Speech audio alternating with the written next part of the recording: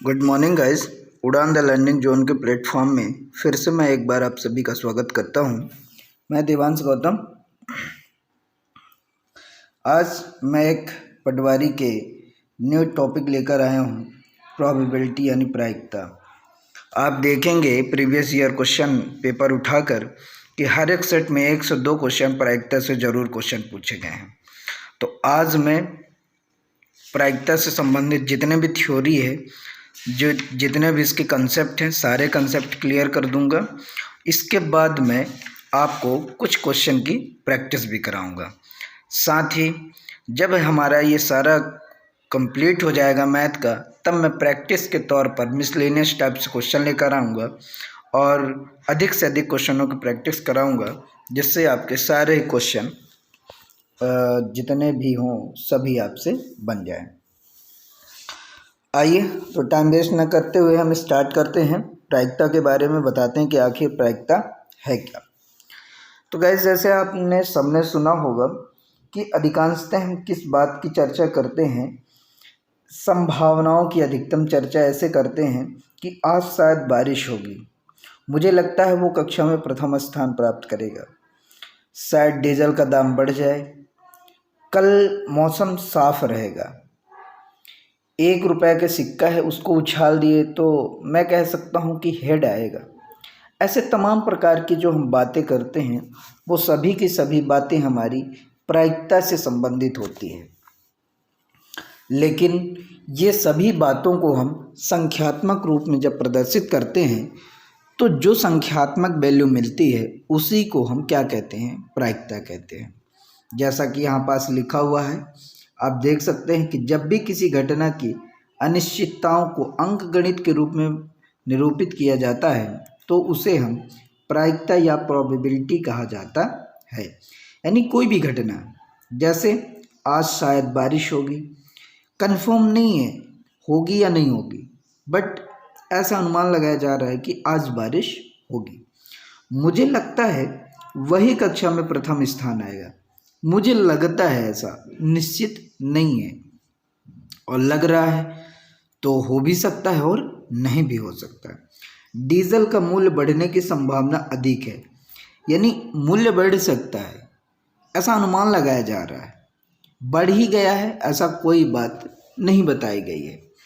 तो इस प्रकार की तमाम जो हम बातें करते हैं और इन्हीं बातों को हम जब अंकगणित या संख्यात्मक रूप में प्रदर्शित कर देते हैं तो इस प्रकार को हम क्या कहते हैं, प्रोबेबिलिटी या प्रायिकता। जैसा कि यहाँ बताया भी गया है कि इस प्रकार के शब्द या कथन या घटना की अनिश्चितता दर्शाते हैं, अर्थात हमारे जीवन में बहुत सी ऐसी घटनाएं या बहुत से ऐसे कार्य होते हैं जिनके होने की संभावनाएं कम या अधिक होती हैं। अतः संभावना का संख्यात्मक रूप में मान प्रायिकता कहलाता है। मोस्ट इम्पॉर्टेंट इतना ही मेन कंसेप्ट है कि संभावना का ही संख्यात्मक रूप से मान प्रायिकता कहलाती है। यानी उसका जो भी आज बारिश होगी तो क्या क्या हो सकता है, होगी भी और ना होगी भी, तो टोटल कितनी घटनाएं हो सकती हैं, 2। लेकिन हमने कहा बारिश होगी तो घटना कितनी होगी, 1। तो इस प्रकार का प्रदर्शन करना या प्रदर्शित करना ही हमारा क्या कहलाता है, प्रायिकता। यानी आपसे पूछा जाए कि बारिश होने की प्रायिकता क्या होगी तो आप बोलेंगे 1/2। मैं कहूँ कि वह एग्ज़ाम में पास हो जाएगा तो इसकी प्रायिकता क्या होगी, तो आप बोलेंगे या तो पास होगा या तो फेल होगा, 2 ही घटना हो सकती है, लेकिन मैंने कहा पास होगा तो इसकी प्रायिकता क्या होगी, 1/2। यानी ऐसी तमाम प्रकार की बातें हम करेंगे आज और सभी चर्चाएं आगे कंटिन्यू रहेगी। आइए आगे चलते हैं। अब यहाँ देखते हैं कुछ इंपॉर्टेंट बातें, यानी सम डेफिनेशन रिलेटेड टू प्रोबेबिलिटी, यानी प्रायिकता से संबंधित कुछ परिभाषाएं देख लेते हैं। यादृच्छिक प्रयोग, मैंने यहाँ क्या लिखा है, यादृच्छिक प्रयोग, या इसे बोलते हैं रैंडम एक्सपेरिमेंट। रैंडम एक्सपेरिमेंट, अब क्या होता है रैंडम एक्सपेरिमेंट यानी यादृच्छिक प्रयोग, तो आइए हम आपको बताते हैं कि क्या होता है रैंडम एक्सपेरिमेंट। जब 1 से 20 तक, बात समझिएगा, कि रैंडम का मतलब होता है कि बिना सोचे समझे ऐसे ही मन में जो आ गया आप उसको उठा लो। तो मैंने यहाँ बताया कि 1 से 20 तक की संख्याओं की पर्ची बनाया मैंने। क्या मैंने बोला कि 1 से लेकर 20 तक की पर्ची बनाया। एक पर्ची में 1 लिखा, दूसरे में 2 लिखा, तीसरे में 3 लिखा। इस प्रकार मैंने 1 से 20 तक की पर्ची बनाया और उसको किसी थैले में डाल दिया। अब जब मैंने उसको थैले में डाल दिया और उसको अच्छे तरीके से मिला दिया, अब मुझे ये नहीं पता है कि पहले 1 था कि 2 है कि 3 है कि 20 है कि 19 है। जब मैंने उसको अच्छी तरह से उस बॉक्स में, उस थैले में मिला दिया, उसको घुमा फिरा के, तो अब वो पूरी तरह से क्या हो गया है, मिक्स हो गया है, यानी ऊपर नीचे हो गया। तो हमें कुछ भी नहीं पता है कि कौन पहले आएगा कौन बाद में आएगा। अब उस पूरे थैले में से किसी एक पर्ची को आप उठा लो। तो इस प्रकार का उठाना और उठाकर निकालना और उसको फिर देखना ही हमारा क्या कहलाता है, यादृच्छिक प्रयोग या रैंडम एक्सपेरिमेंट।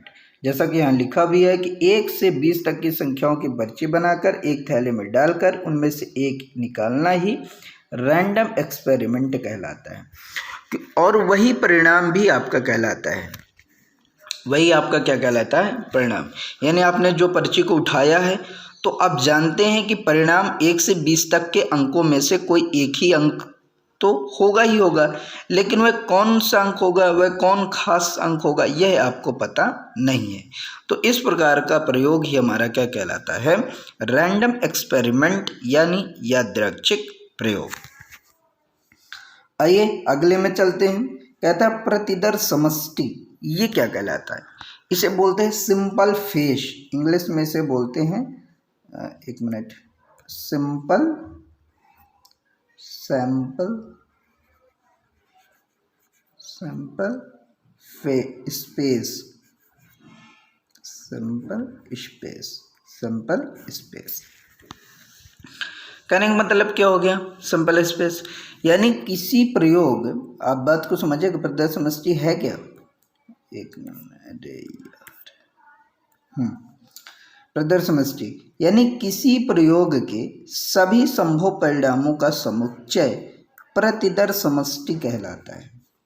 कहने का मतलब, जैसे मैंने इस यार रैंडम एक्सपेरिमेंट में क्या किया था, 1 से 20 तक मैंने लिया था, 1 से मैंने क्या लिया था, 20 तक। तो इसकी घटनाएं कितनी हो सकती, इसके परिणाम कितने हो सकते थे, 1 2 3 4, 1 से लेकर 20 तक के कोई न कोई एक परिणाम हो सकता था। तो इनको एक समुच्चय के तौर पर लिखना क्या कहलाता है आपका, प्रतिदर समष्टि, यानी सिंपल स्पेस, यानी किसी प्रयोग के सभी संभव परिणामों का समुच्चय प्रतिदर समष्टि कहलाता है। और इसे कैपिटल S द्वारा रिप्रेजेंट करते हैं तथा इसके प्रत्येक अवयव को संख्या को, यानी तथा इसके प्रत्येक अवयवों की संख्या को, क्या मैंने कहा, इसके अवयवों की संख्या को, थोड़ा सा यहाँ पास मिस्टेक हो गया है, तो आप ऐसा समझेंगे कि इसके अवयवों की संख्या को NS द्वारा प्रदर्शित करते हैं। किसके द्वारा प्रदर्शित किया जाता है, NS द्वारा प्रदर्शित करते हैं। जैसे एग्जाम्पल के तौर पर मैं बोलूँ कि किसी पासे को जब आप उछालेंगे, किसी पासे को यदि आप उछालेंगे तो क्या क्या आ सकता है, तो आप बोलेंगे 1 आएगा, 2 आएगा, 3 आएगा, 4 आएगा, 5 आएगा और 6 आएगा। तो कितनी घटनाएं हो सकती हैं, 6।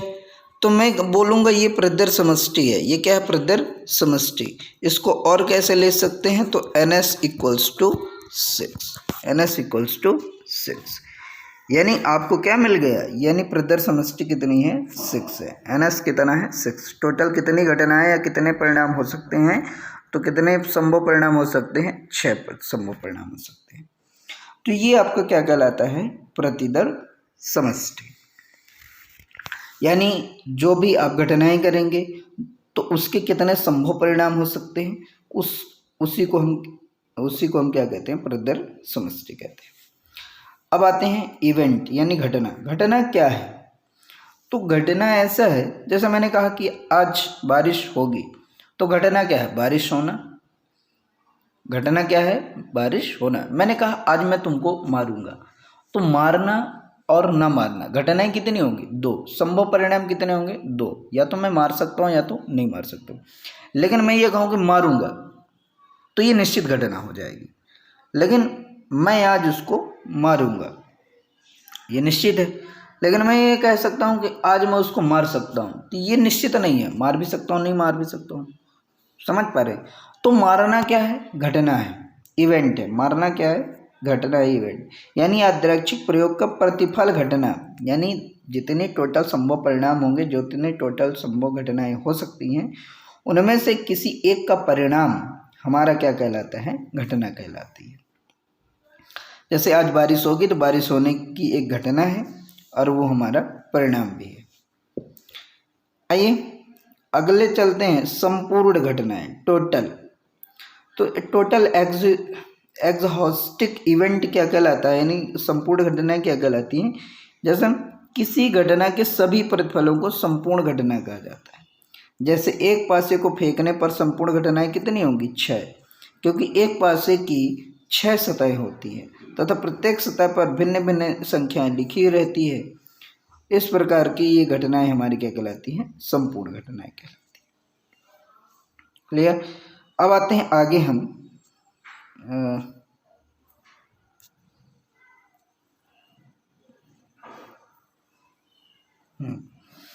आगे हमारा है कि असंभव व निश्चित घटनाएं। असंभव व निश्चित घटनाएं, ये दो एक साथ मैंने लिख दिया कंसेप्ट।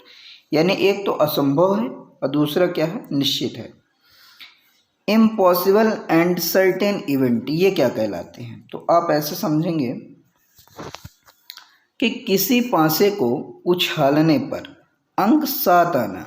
अब जैसे मान के चलिए आपने पासा उछाल दिया, पासा आप तो देखा होगा लूडो जिससे खेलते हैं हम, यानी लूडो को यदि आपने उछाल दिया और उस उछालने के बाद आप कह रहे हैं कि 7 आएगा, क्या आएगा? 7 आएगा। तो आपको पता है कि लूडो यानी पासा जो होता है उसमें 1 होता है, 2 होता है, 3 होता है, 4 होता है, 5 होता है और क्या होता है? 6 होता है। 6 ही अंक होते हैं। लेकिन आप कह रहे हैं नहीं नहीं नहीं नहीं 7 आएगा। कितना आएगा? 7 आएगा। अब सोचिए कि पासा में टोटल 6 ही अंक होते हैं और आप कह रहे हो 7 आएगा, तो इसकी प्रायिकता क्या होगी? तो यह एक कैसी प्रायिकता है? असंभव प्रायिकता है, यानी इम्पॉसिबल। ये पॉसिबल नहीं है और इसका आंसर भी यही होगा गाइस। जैसे मान के चलिए आपको क्वेश्चन दे दिया इस प्रकार, मैं आपको समझाता हूँ क्वेश्चन कैसे आके दे सकता है आपको। मान के चलिए क्वेश्चन आपको दे दिया कि एक पासे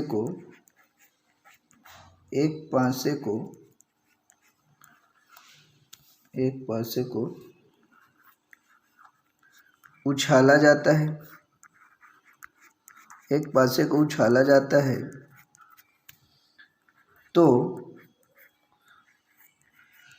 उसमें 7 अंक आने की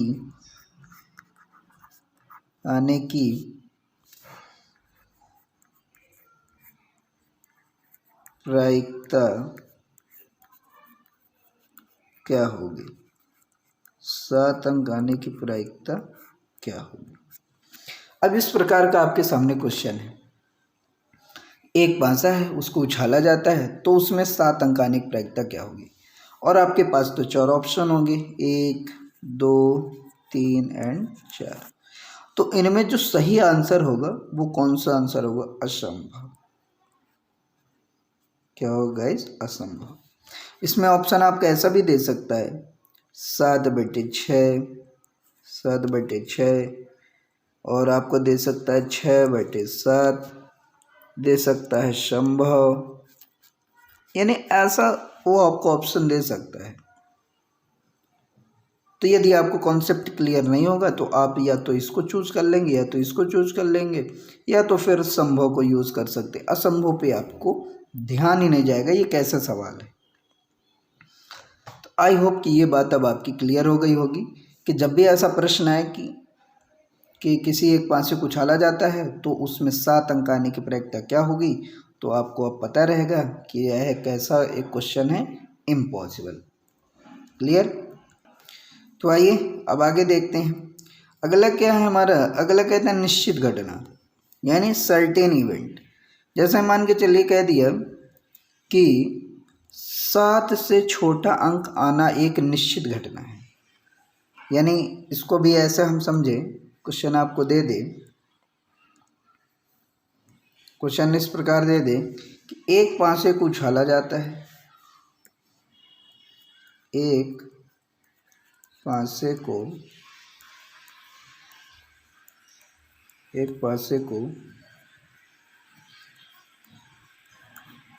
उछाला जाता है, एक पासे को उछाला जाता है जिसमें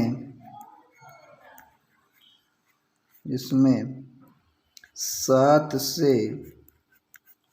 से छोटा अंक आने की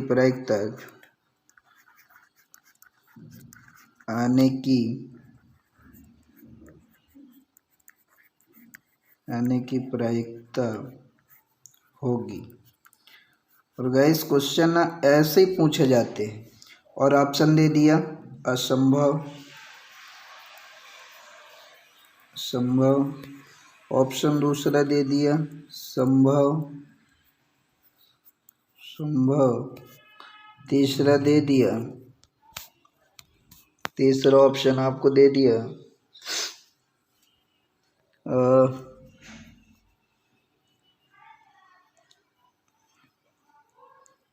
इनमें से कोई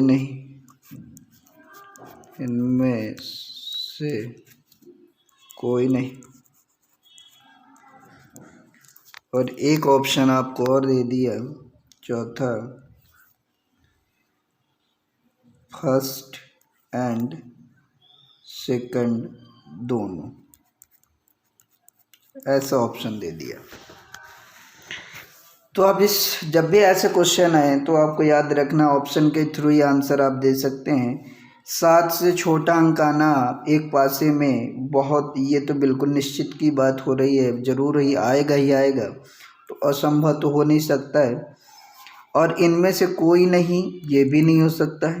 क्यों? क्योंकि कहीं ना कहीं आपका 7 से छोटा आना ही आना है, तो संभव तो पॉसिबल नहीं है, तो इनमें से कोई नहीं भी क्लियर हो गया। चौथा ऑप्शन पहला और दूसरा हो ही नहीं सकता, क्योंकि पहला कट गया तो चौथा भी चला गया, तो आंसर का आपको क्या हो जाएगा, ऑप्शन नंबर 2। तो इस प्रकार जब भी प्रश्न आए आपको तो ध्यान में रखना है। अब आइए अगले कंसेप्ट में चलते हैं, और अगला कंसेप्ट आपका क्या है। इससे पहले मैं कुछ चीज़ें आपको और बता दूंगा। इसके पहले कि हमेशा याद रखिएगा कि जब भी आप प्रोबेबिलिटी पढ़ेंगे तो आपको एक चीज़ याद रखना है कि प्रोबेबिलिटी जो होती है, यानी प्रायिकता जो होती है, हमेशा और हमेशा वो क्या होती है आपकी, 0 से ग्रेटर देन होती है। 0 से क्या होती है, ग्रेटर देन होती है। बट 1 से लेस देन या इक्वल होती है। 1 से लेस देन व इक्वल होती है। यानी प्रायिकता हमेशा आपकी जब भी मिलेगी, जब भी आंसर आपको मिलेगा, तो हमेशा 0 या 0 से बड़ा, किंतु P ये 1 से छोटा या बराबर मिलेगा। यानी आपकी प्रायिकता जब भी होगी 0 और 1 के बीच ही वेरी करेगी, 0 और 1 के बीच ही वेरी करेगी। आपकी प्रायिकता ना कभी 0 से छोटी हो सकती है और ना 1 से कभी बड़ी हो सकती है। इस बात को आप हमेशा और हमेशा याद रखेंगे। यानी प्रायिकता जो होती है हमेशा किसके बीच वेरी करती है, 0 और 1 के बीच। 0 और 1 के बीच आपकी प्रायिकता हमेशा वेरी करती है। यानी आपकी प्रायिकता हमेशा 0.1, 0.2 ऐसा समथिंग आएगा। यानी 1 से ज़्यादा नहीं हो सकती और 0 से कम नहीं हो सकती। कुछ चीज़ें और आपको बता देता हूँ कि यदि घटना क्या हो जाए, आपकी 0 हो जाए, यदि घटना क्या हो जाए, यानी इवेंट PE से इस प्रकार प्रेजेंट करते हैं, यानी P = 0 हो जाए, तब हम कहते हैं, तब जो घटना होती है वो कैसी होती, असंभव घटना कहलाती है। असंभव घटना कहलाती है। इस बात को आप जरूर ध्यान रखेंगे, असंभव घटना कहलाती है। Clear my dear? यानी जब घटना क्या हो जाए, जीरो हो जाए। जब घटना जीरो हो जाएगी तो उसकी प्रायिकता क्या निकले, कुछ भी नहीं।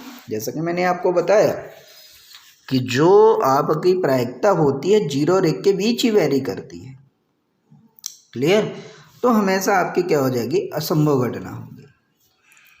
साथ ही यदि PE इक्वल्स टू 1 हो जाए, यानी घटना आपकी क्या हो जाए, 1 हो जाए, तब आप ध्यान रखेंगे तब क्या होगी, ये निश्चित घटना मानी जाती है। ये क्या मानी जाती है, निश्चित घटना।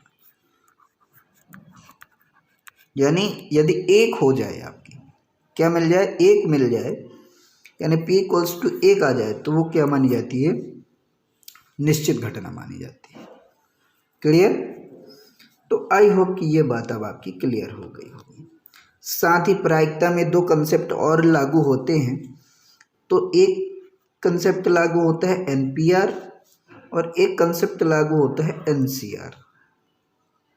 अब इन दोनों के बारे में हम थोड़ा सा डिस्कस कर लेते हैं, बाकी नेक्स्ट डे हम आपको इनके बारे में कंप्लीट लेकर आएंगे। ये क्या है NPR और क्या है NCR, थोड़ा सा भी ओवरऑल में चर्चा कर लेता हूँ, क्योंकि ये कहीं ना कहीं प्रोबेबिलिटी में बहुत हेल्प करते हैं। आपकी कैलकुलेशन कम कर देता है और आसान कर देता है हर क्वेश्चन को सॉल्व करना। लेकिन यदि इनके बिना आप हल करेंगे सिर्फ प्रोबेबिलिटी को अपने कंसेप्ट के आधार पर, तो आपको टाइम लग सकता है। तो आइए पहले इनके बारे में जान लेते हैं। P4 क्या है? P for permutation. P for क्या होता है, परमुटेशन। तो अब आप ध्यान रखेंगे कि ये जो परमुटेशन होता है, जिसे हम क्या कहते हैं, क्रमचय। क्या बोलते हैं माय डियर, क्रमचय। ध्यान रखना है आपको कि P4 क्या होता है, क्रमचय। क्रमचय। और C फॉर होता है आपका कॉम्बिनेशन। कॉम्बिनेशन, इसे हम बोलते हैं संचय।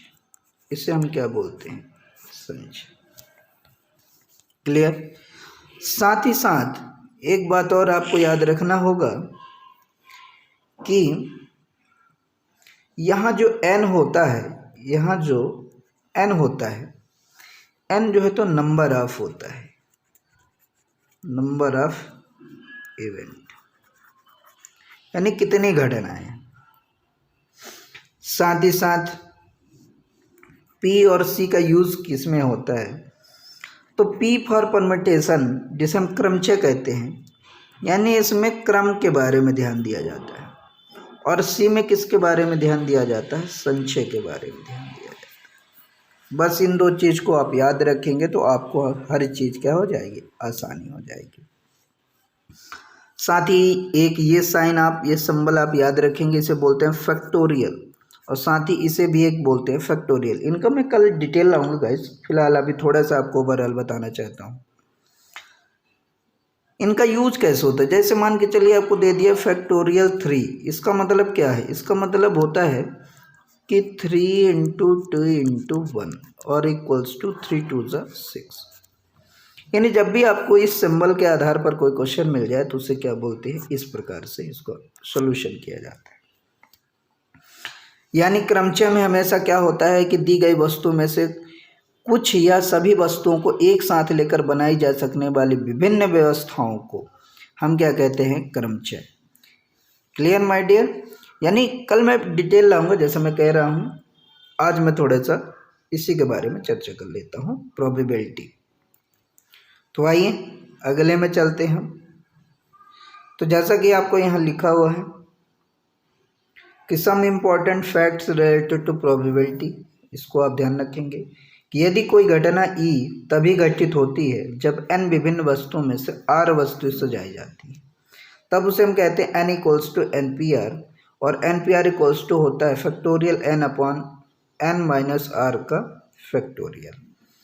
साथ ही यदि कोई घटना E घटित तभी होती है जब n विभिन्न वस्तुओं में से R वस्तु चुनी जाती है, तो C में क्या होता है, चुना जाता है, और P में क्या होता है, क्रम का ध्यान किया जाता है। तो इसका क्या फार्मूला होता है, factorial r upon factorial r upon factorial n into n minus r का फैक्टोरियल। बस इस फार्मूले को आप याद रखेंगे। आने वाले टुमारो यानी आने वाले कल में हम पूरा क्रमचयन संचय के बारे में याद पढ़ेंगे, एक एक डिटेल पढ़ेंगे, कोई समस्याएं आपको नहीं रहेंगी, क्योंकि ये भी प्रोबेबिलिटी में बहुत ज़्यादा यूज़ होता है। तो आज मैं सिर्फ प्रोबेबिलिटी, ऐसे प्रोबेबिलिटी पढ़ूंगा जो आसान वाले हैं, जहाँ से आपका क्वेश्चन मैक्सिमम पूछे गए हैं। फिर इसके बाद कल मैं क्रमचयन संचय से क्वेश्चन लाऊंगा और इसमें भी प्रोबेबिलिटी का यूज़ कराऊंगा कि इसके थ्रू कैसे हम सॉल्व करते हैं। क्लियर? आइए अगले पे चलते हैं और यहाँ से क्वेश्चन प्रारंभ हो जाता है। अब इसके पहले कुछ चीज़ें मैं और आपको बताना चाहूँगा कि जैसे क्वेश्चन हमेशा 3 चीज़ों में प्रोबेबिलिटी में पूछा जाता है। फर्स्ट आपसे क्या पूछा जाता है? फर्स्ट में आपके सिक्कों से क्वेश्चन पूछता है। किससे क्वेश्चन पूछता है? सिक्के से। सेकंड में आपसे किससे क्वेश्चन पूछता है? पासों से। और थर्ड में आपसे क्या पूछा जाता है? ताश के पत्तों से। ताश के पत्तों से। यानी ये 3 कंसेप्ट उठा के आपसे क्या करता है? क्वेश्चन पूछता है। आइए इनके बारे में थोड़ा सा और डिस्कस करते हैं। जैसे सिक्का है तो 1 का हो, 2 का हो, 5 का हो, 10 का हो, किसी का भी सिक्का हो, उसको यदि आप एक बार उछालेंगे तो उसमें कितनी घटनाएं हो सकती? या तो हेड आएगा या तो टेल आएगा, 2 ही घटना हो सकती। इसी प्रकार यदि आप पासे की बात करें कि पासे को आप यदि उछालें तो इसमें कितनी घटनाएं हो सकती हैं? तो आप बोलेंगे या तो उसमें 1 आ सकता है, 2 आ सकता है, 3 आ सकता है, 4 आ सकता है, 5 आ सकता है, या तो फिर आपका 6 आ सकता है। साथ ही ताश के पत्तों के बारे में डिस्कस करें तो इसमें टोटल कितने होते हैं? 52 होते हैं।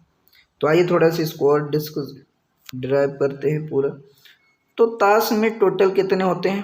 52 पत्ते होते हैं। कितने पत्ते होते हैं? 52 होते हैं। इसमें भी 2 तरीके से होते हैं, कुछ लाल होते हैं और कुछ काले होते हैं। कुछ लाल होते हैं और कुछ काले होते हैं। लाल भी 2 तरीके से होते हैं, ये 13। काले भी 2 तरीके से होते हैं, 13 और 13 होते हैं। इसमें भी अब ध्यान रखेंगे कि ये 13 कौन कौन होते हैं। तो इसे ईंट बोलते हैं लाल में, और पान, ये 2 पत्ते होते हैं जो लाल होते हैं। फिर इसमें क्या है? हुकुम और चिड़ी। हुकुम और चिड़ी, ये इतने प्रकार के ताश के पत्ते में होते हैं और इन्हीं से वो क्वेश्चन प्रायिकता में पूछा जाता है। अब आपको ध्यान रखना होगा कि टोटल 26 पत्ते लाल के होते हैं और टोटल 26 काले पत्ते होते हैं। काले में भी 2 होते हैं, 13 के, हुकुम और चिड़ी। इसी प्रकार लाल के भी 2 होते हैं, 13, ईंट और पान। आगे थोड़ा सा मैं और इसी में आपको समझाने का प्रयास करता हूँ कि आपको ये ध्यान रखना है कि एक होता है फेस कार्ड और दूसरा होता है नंबर कार्ड। फेस कार्ड और नंबर कार्ड, इनके बारे में जान लेते हैं। यानी इसे बोलते हैं चित्र वाले और ये हमारे संख्या वाले, ये हमारे संख्या वाले। तो अब आपको याद रखना हो कि संख्या वाले कौन कौन से होते हैं? 2 से लेकर 10 तक ताश में होते हैं। जो संख्या वाले होते हैं जिन्हें नंबर कार्ड कहते हैं, और इनकी संख्या कितनी होती है? हर कार्ड में 9 होते हैं। यानी पान के 9, चिड़ी के 9, ईंट के 9, 10 और हुकुम के 9। तो यदि आपसे इनकी कुछ संख्या पूछी जाए, नंबरों की संख्या टोटल कितनी है, तो 9 × 4 = 36। वैसे बिल्कुल नोट डाउन करके रखेंगे, अब बहुत इंपॉर्टेंट फैक्ट आपको बता रहा हूँ। साथ ही आपको ये याद रखना फेस कार्ड। तो फेस कार्ड के बारे में आप जान लीजिए कि हर एक 13 में से 4 फेस कार्ड होते हैं। कितने होते हैं? 4 फेस कार्ड होते हैं और 4 ही होते हैं, तो 4 चौको 16, 4 चौको 16। बात क्लियर? अब इन दोनों को आप इसको और इसको ऐड करेंगे तो टोटल कितने हो जाएंगे? टोटल आपके 52 हो जाएंगे। अब आप ऐड करेंगे तो देख सकते हैं कि कितने हो जाएंगे? 52। अब इनके बारे में थोड़ा और बता दूं कि ये फेस कार्ड कौन कौन होता है। तो पहला होता है इक्का, क्या होता है? इक्का जिसे हम कहते हैं। दूसरा होता है किंग यानी बादशाह, बादशाह। तीसरा आपका होता है क्वीन यानी रानी, या इससे और भी एक बोलचाल की भाषा में बोला जाता है बेगम, बेगम। और 4th नंबर जैक, या इसे हम बोलते हैं गुलाम, गुलाम। ये 4 प्रकार के होते हैं हर एक फेस कार्ड में, यानी जैसे ईंट के 13 होते हैं, 13 में ये 4 कार्ड सब में होता है, इक्का, बादशाह, बेगम और गुलाम। ये 4 आपको याद रखना है। क्लियर? अब बस इसी के आधार पर आपके क्वेश्चन पूछे जाएंगे, इससे ज़्यादा आपका कोई भी और बाहर से क्वेश्चन नहीं आएगा। एक चीज़ और भी आप समझ लीजिए, जब भी आप प्रायिकता निकालेंगे, प्रायिकता क्या निकालेंगे माय डियर? प्रायिकता। जब भी आप क्या निकालेंगे? प्रायिकता, तो फार्मूला क्या लगाएंगे? हालांकि आपको फार्मूला कुछ याद करने की ज़रूरत नहीं है, बस बताए दे रहा हूँ। तो आप याद रखेंगे प्रायिकता को हम क्या कहते हैं? पीई से रिप्रेजेंट करते हैं, यानी प्रोबेबिलिटी इवेंट, इसे बोलते हैं प्रोबेबिलिटी इवेंट। तो कैसे निकालेंगे? इसे बोलते हैं घटना के अनुकूल परिणाम, घटना के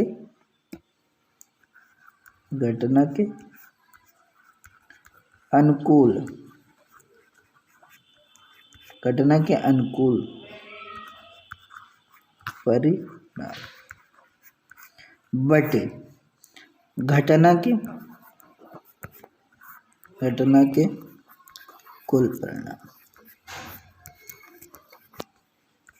कुल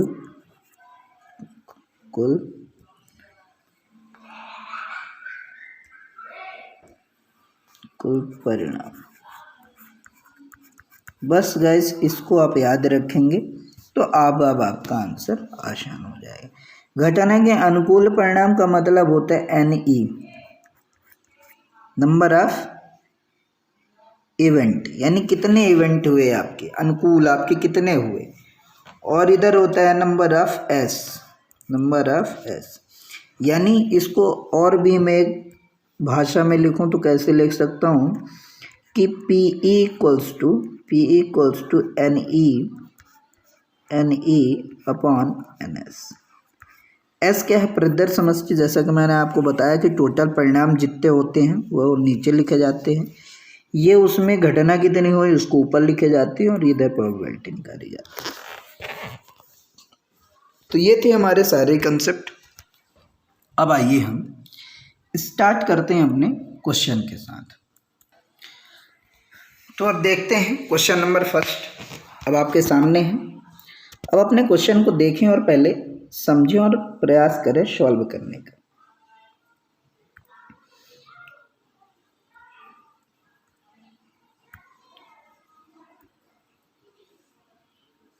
एक मिनट गाइस,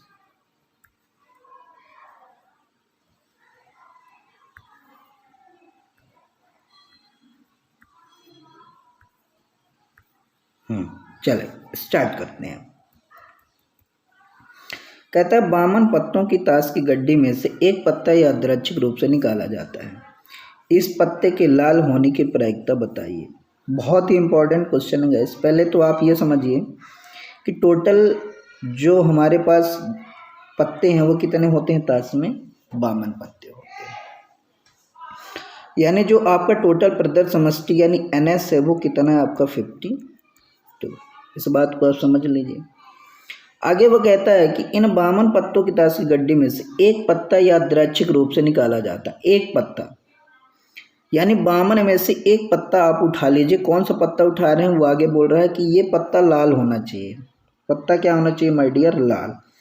तो लाल पत्ते कितने होते हैं, तो आपको पता होना चाहिए कि NE जो है हमारा इवेंट हो रहा है, जो घटनाएं हो रही हमारे अनुकूल, तो 13 पत्ते आपके ईंट के होते हैं, 13 पत्ते आपके पान के होते हैं और दोनों ही लाल होते हैं। तो इन्हीं 13 में से वो निकाला जाएगा, यानी टोटल 26 में से कोई एक पत्ता निकलेगा। तो आपकी घटनाएं कितनी हो सकती थी, 26 घटनाएं कितनी हो सकती थी, 26। तो प्रायिकता क्या हो जाएगी, यानी प्रायिकता P इक्वल्स टू आपको क्या हो जाएगा 26/52 equals to 1/2, your right answer. Clear, यानी प्रायिकता क्या हो जाएगी 1/2। आई होप कि ये बात आपको समझ आई होगी, क्योंकि देखिए मैंने क्या कहा था कि अब टोटल परिणाम नीचे लिखेंगे, तो टोटल परिणाम है कितना, 52 ही तो है। अनुकूल कितना है, तो एक पत्ता चूज करना है, 52 में से एक पत्ता चूज करना है, वो भी पत्ता लाल होना चाहिए। तो लाल कितने हैं, लाल टोटल है 26, तो 26 में से एक उठाएंगे तो घटनाएं कितनी हो सकती थी आपकी 26, यानी लाल जितने भी पत्ते हैं लाल में से कोई एक घटना हो सकती थी। इस प्रकार ये टोटल घटना देखी जाए तो 26 होगी। तो मैंने बताया था अनुकूल घटना, अनुकूल घटना क्या हो सकती है, अब थोड़ी हमें पता है कि लाल का इक्का निकलेगा, लाल का बादशाह निकलेगा, लाल का बेगम निकलेगा, लाल का जोकर निकलेगा, या कि 2 निकलेगा, 3 निकलेगा, 4 5 6 7 8 9 10, यानी मुझे नहीं पता क्या निकलेगा, मगर इतना पता है कि इनमें से कोई एक ही निकलेगा। तो ये जो निकलने वाले हैं, जो संभावनाएं हैं, वो कितनी संभावनाएं हो सकती थी 26। तो जो संभावनाएं हैं वही तो हम अनुकूल परिणाम कहते हैं और उसी को ऊपर लिखते हैं। तो बस अनुकूल परिणाम बटे कुल परिणाम, इसको सॉल्व कर देंगे तो 1/2 your right answer. I hope कि ये बात क्लियर हो गई होगी। आइए अगले प्रश्न में चलते हैं, और ये प्रश्न बहुत अच्छा है। कहता है एक पासे को फेंका जाता है, उस पर सम संख्या आने की प्रायिकता बताइए। अब इसको पहले आप समझिए, डाइस आपने देखा हो, ना देखा हो तो मैं बना के दिखा देता हूँ। इस प्रकार कुछ डाइस होता है जिसे पांसा बोला जाता है, ऐसे ये इस प्रकार का डाइस होता है। मान के चलिए इस फेस में 1 है, इस फेस में 2 है, पीछे वाले में 3 है, नीचे वाले में 4 है, नीचे वाले में 4 है, ऊपर वाले में इधर का 5 है, और एक कौन सा बच गया माय डियर, तो ये आपका 1 हो गया, 2 हो गया, 3 हो गया, 4 हो गया, 5 हो गया, 6। हाँ, ये नीचे वाला नहीं लिखे, तो एक टोटल कितना हो गया हमारा 6, यानी टोटल कितने इवेंट हो सकते थे 6। यानी इसमें आप ऐसा समझे कि एक पासा फेंका जाएगा तो कितनी संख्याएं आएंगी, 1 आएगा, 2 आएगा, 3 आएगा, 4 आएगा, 5 आएगा, 6 आएगा, यानी इतनी घटनाएं हो सकती हैं जो हमारे अनुकूल होंगी, अनुकूल नहीं सॉरी, इतनी घटनाएं हो सकती, यानी NS इतना आपको दे रखा। लेकिन उसने बोल दिया कि सम संख्या, सम कितना, तो सम कौन है, 2 है, 4 है और 6। तो जो NE आपका है, NE यानी सम अंक आने की प्रायिकता कितनी होगी, 3। आप ऐसा नहीं लिखेंगे कि ये 2 लिख दे, 4 लिख दे, 5 6, नंबर लिखना है, यहाँ लिखे ना N फॉर नंबर। तो कितने हैं सम अंक आने के, तो आप बोलेंगे 3 अंक है, तो ये 3 हो जाएगा। अब आप इसका निकाल सकते हैं जब प्रायिकता, तो टोटल अनुकूल कितने हैं 3 और टोटल परिणाम कितने 6, तो आंसर कितना आ जाएगा 1/2। कितना आ जाएगा माय डियर 1/2। तो याद रहेगा, यानी एक पासा को फेंका जाता है तो उस पर सम अंक आने की प्रायिकता जो होगी आपकी कितनी हो जाएगी 1/2। क्लियर, कितने हो जाएगी 1/2। अब आइए अगले प्रश्न में चलते हैं। अगला प्रश्न आपके सामने है, कहता है 2 सिक्कों को एक साथ उछालने पर 2 पट आने की प्रायिकता क्या है। 2 पट यानी 2 सिक्का उछाला जाता है, कितने सिक्का उछाला जाता है माय डियर, 2 सिक्का। अब आप समझिए, 1 सिक्का एंड 2 सिक्का, 2 सिक्के हैं।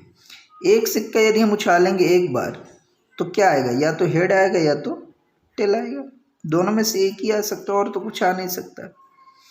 लेकिन 1 सिक्का उछालेंगे तो एक बार में एक ही आएगा, एक बार में एक ही आएगा, या तो हेड आ जाएगा या तो टेल आ जाएगा। लेकिन यहाँ ऐसा कुछ कंसेप्ट नहीं, यहाँ ये कह रहा है 2 सिक्के एक साथ उछाला।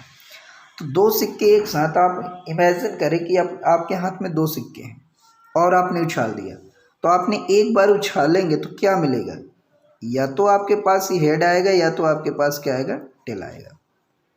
एक में हेड आ सकता है, दूसरे में टेल आ सकता है। अब बोलेंगे सही बात कर रहे हैं गुरुजी। अगला मैं कहूँगा कि नहीं, आपके पास पहले टेल आ जाए तो पहले वाले में, दूसरे में हेड आ जाए, तो आप बोलेंगे बिल्कुल गुरुजी ये भी बात सही है ना। अगले हम कहेंगे कि नहीं नहीं नहीं, आपने दोनों सिक्का उछाला तो दोनों में हेड ही हेड आ गया, तो आप बोलेंगे ये भी बात सही हो सकती थी। फिर मैंने कहा नहीं, अब मूड चेंज हो गया, ये भी तो हो सकता है कि आपके दोनों ही सिक्के एक साथ उछाले तो दोनों में टेल ही टेल आ जाए, तो आप बोलेंगे ये भी बात सही है गुरुजी। यानी आप यहाँ क्या देख पा रहे हैं कि इतनी घटनाएं हो सकती हैं दो सिक्के एक साथ उछालने पर। यानी मैं ये कहूँ कि जो आपका NS है यानी प्रदर समष्टि यानी टोटल जो समुच्चय बनेगा वो कितना बनेगा, ये पूरा बनेगा। यानी आप क्या कहेंगे, इसको ऐसा लिख सकते हैं आप कि HTH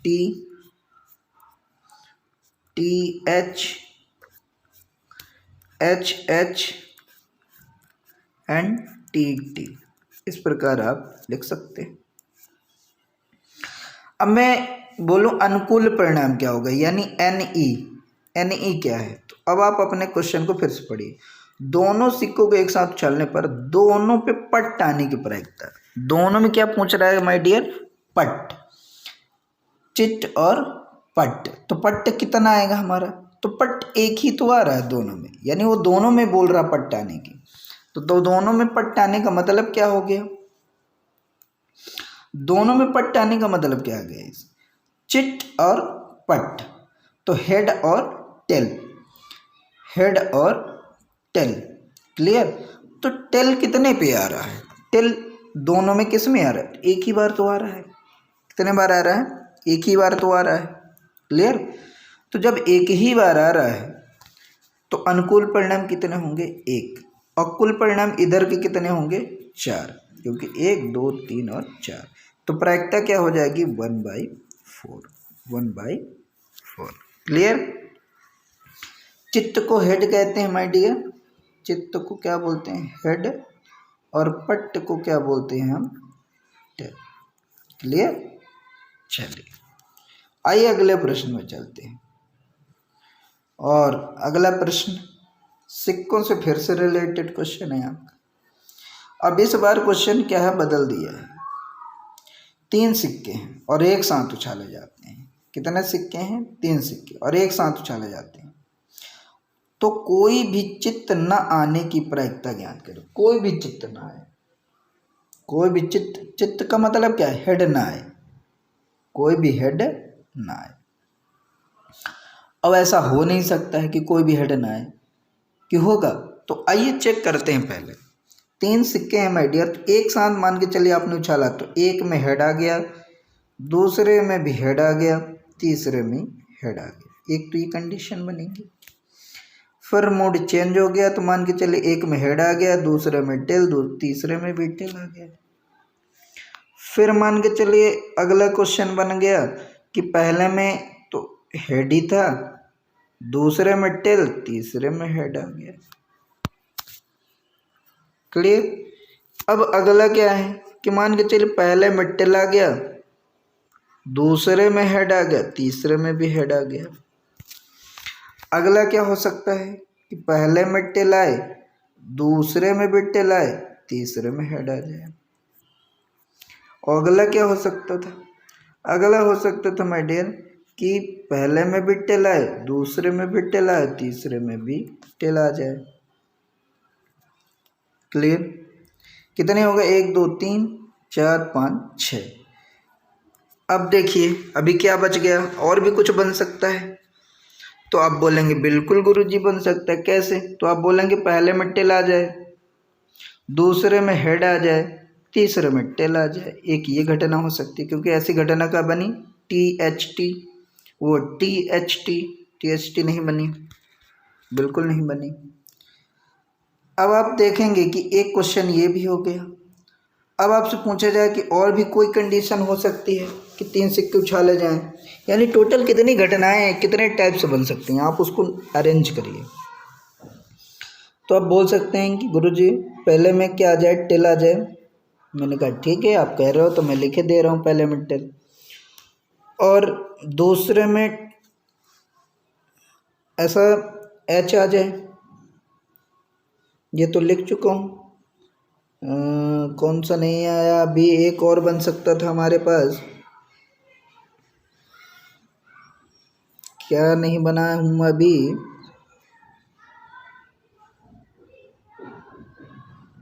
हाँ, एक नहीं बन पाया माय डियर, इसको आपने नहीं बनाया, एच टी टी, ये बन सकता था। एच टी टी बना है क्या? हाँ, ये तो बना है, ये तो बना है माय डियर। अभी क्या छूट रहा है, क्या एक बन सकता है इसमें?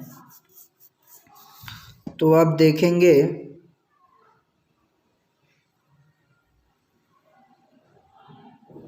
एच एच एच टी, शुरू में डबल एच और अंत में टी, ये नहीं बना था। तो अब मेरे कंप्लीट हो गए। अच्छा, किसी को डाउट हो कि सर आपको कैसे पता कि ऐसा इतना होगा? तो क्या मैं डियर, हम आपको कंसेप्ट अभी सिखा रहे हैं कि आप देखिए कितने टाइप से बना सकते हैं। तो अब आपको क्रम चेंज कर देना है और बस आप बनाते जाइए, रिपीट नहीं होना चाहिए, क्रम में रिपीट नहीं होना चाहिए। और कितने टाइप से बना सकते हैं, तो इससे ज़्यादा आप नहीं बना सकते हैं। क्लियर? जितना आप अधिक से अधिक सोचेंगे तो आपको क्लियर होता जाएगा। तो टोटल कितनी इवेंट हो गए? 1 2 3 4 5 6 7 8, टोटल कितनी हो गई? NS 8 हो गई। टोटल कितनी हो गई? 8 हो गई।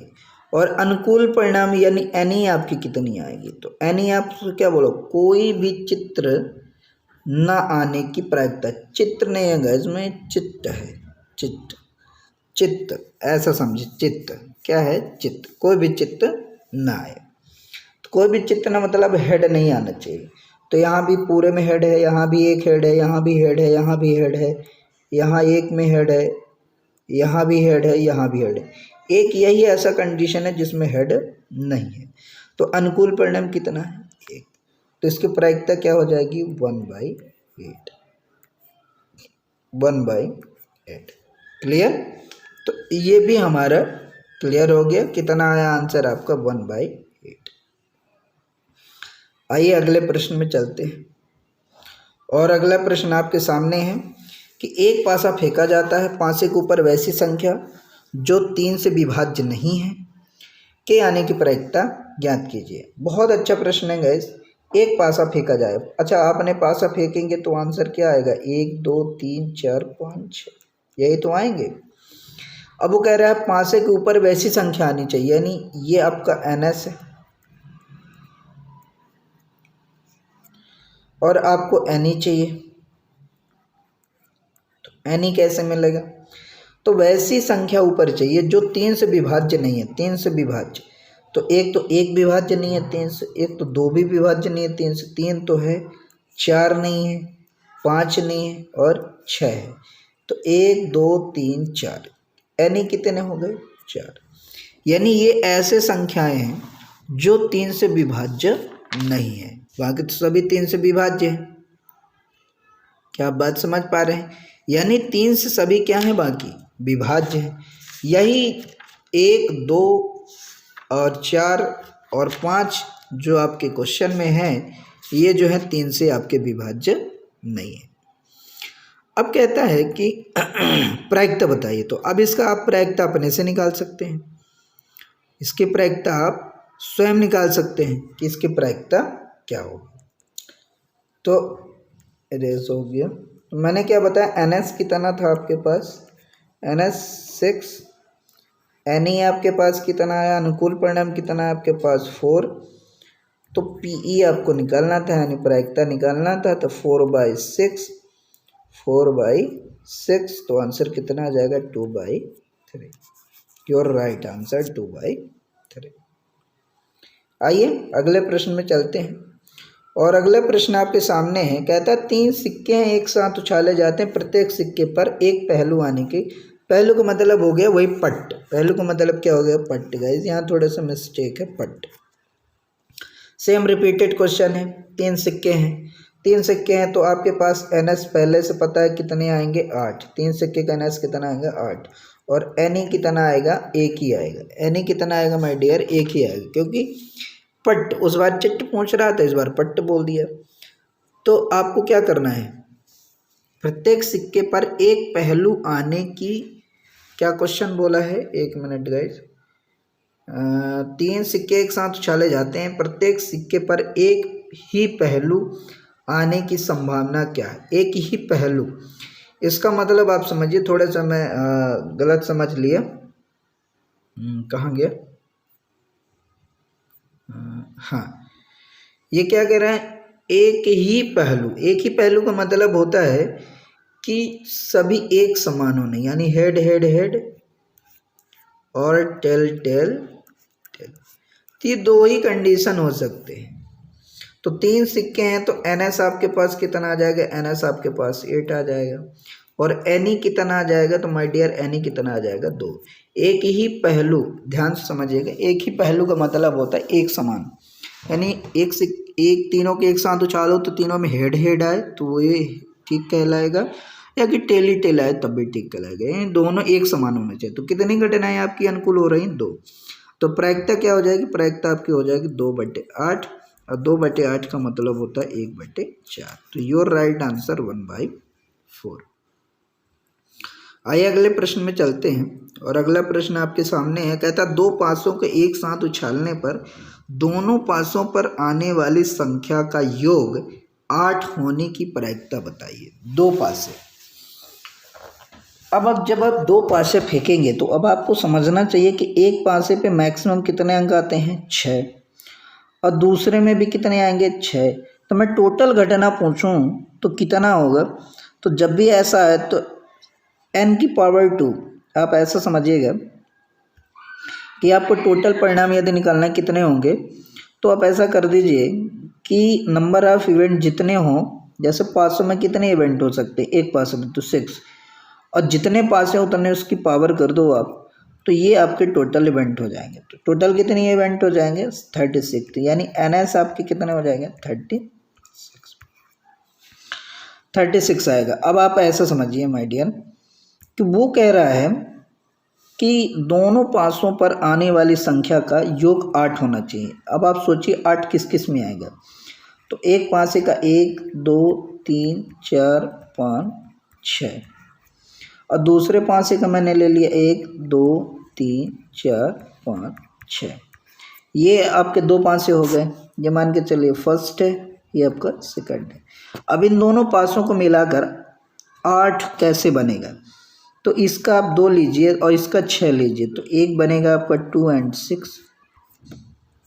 क्लियर, एक आपका क्या बन जाएगा, 2 and 6।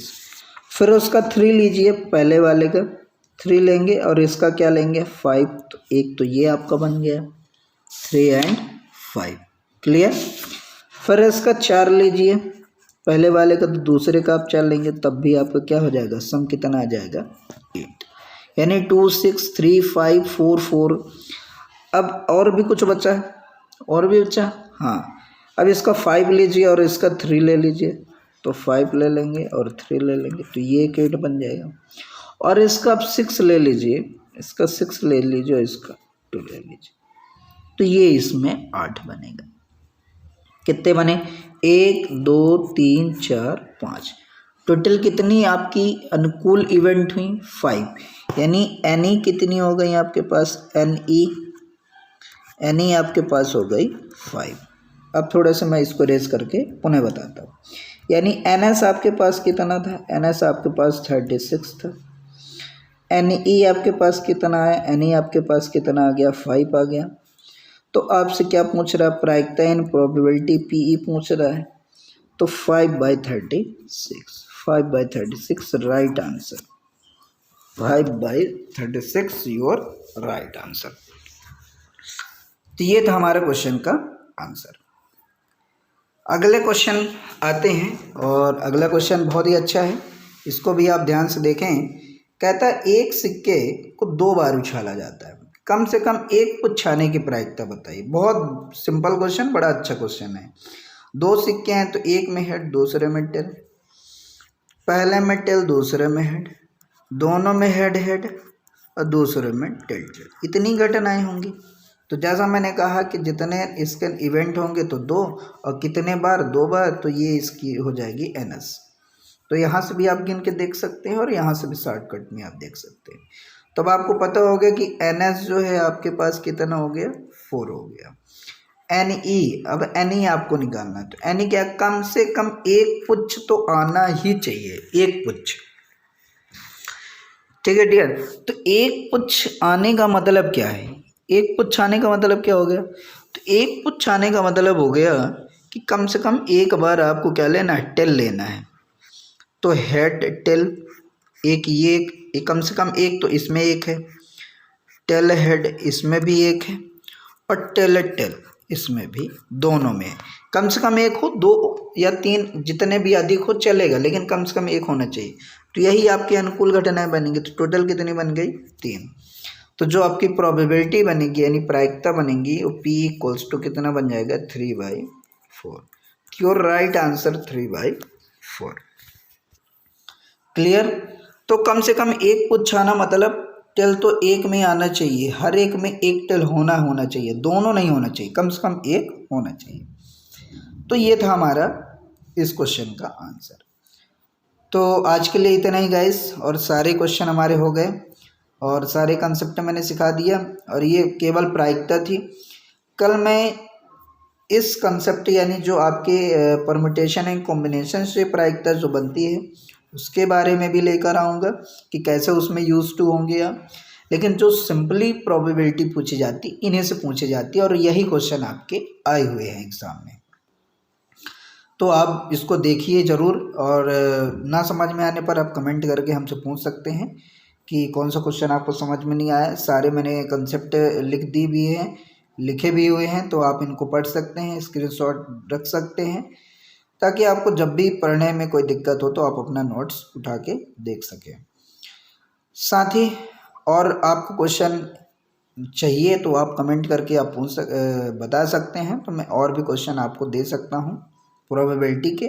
फिलहाल अभी आप इसी को सॉल्व करिए, क्योंकि जब मैं परम्यूटेशन एंड कॉम्बिनेशन पढ़ाऊंगा तो उसमें भी आपके प्रोबेबिलिटी यूज़ होती है। तो इतना ही आज के लिए, थैंक यू सो मच, और लाइक सब्सक्राइब ज़रूर करें गाइस, ताकि जब भी मेरी न्यू वीडियो अपलोड हो तो आपको नोटिफिकेशन प्राप्त हो सके, और शेयर भी करें ताकि अधिक से अधिक लोगों तक पहुंच सके वीडियो और सभी का भला हो सके। Thank you so much for watching my video. Have a nice day. Good bye.